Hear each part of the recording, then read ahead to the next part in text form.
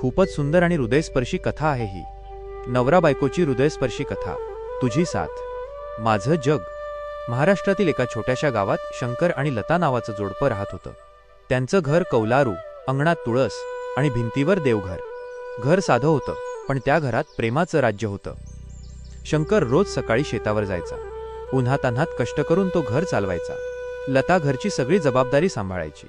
दोघांचं आयुष्य फार श्रीमंत नव्हतं, पण मन मात्र समाधानानं भरलेलं होतं. एक दिवस अचानक शंकर आजारी पडला. सुरुवातीला साधी तब्येत बिघडली असं वाटलं, पण आजार वाढत गेला. डॉक्टरांनी सांगितलं की त्याला काही महिन्यांचा पूर्ण आराम हवा. शंकरच्या डोळ्यात काळजी दाटली. लता, आता घर कसं चालेल? कर्ज आहे, औषधं आहेत. लता शांतपणे त्याच्याजवळ बसली. तू फक्त बरा हो, बाकी सगळं मी पाहते. दुसऱ्या दिवसापासून लता शेतात जाऊ लागली.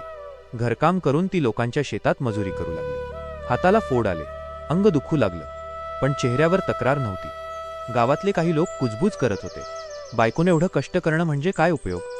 पण लता फक्त एकच गोष्ट जाणून होती, तिच्या नवऱ्याची साथ हीच तिची ताकद होती. रात्री ती शंकरच्या बाजूला बसून त्याला औषधं द्यायची. त्याच्या कपाळावर हात फिरवत म्हणायची, तू आहेस ना माझ्यासोबत? मग मला कसली भीती? काळ हळूहळू पुढे सरकत गेला.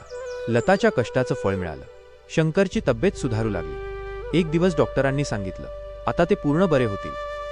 तो दिवस लतासाठी दिवाळीपेक्षा मोठा होता. शंकर हळूहळू पुन्हा उभा राहिला. शेतात काम करू लागला. पण आता त्याच्या मनात एक बदल झाला होता. त्याला जाणवलं, बायको फक्त घर सांभाळणारी नसते, ती संकटात उभी राहणारी खरी साथीदार असते. वर्षे उलटली. दोघांचे केस पांढरे झाले. अंगणात बसून ते जुन्या आठवणी काढत असत. एक संध्याकाळी सूर्य मावळत होता. आकाश केशरी झालं होतं. शंकरने लताचा हात हातात घेतला आणि म्हणाला, लता, मी तुला काहीच मोठं देऊ शकलो नाही. लता हसली. तू मला तुझं प्रेम दिलंस, त्यापेक्षा मोठं धन कोणतं? दोघांच्या डोळ्यात पाणी आलं, पण ते अश्रू दुःखाचे नव्हते, ते होते समाधानाचे. खरं प्रेम म्हणजे रोज मी तुझ्यासोबत आहे असं सांगणं नाही, तर संकटातही हात न सोडणं आहे. आणि त्या छोट्याशा घरात श्रीमंती नव्हती, पण प्रेमाची श्रीमंती मात्र अफाट होती.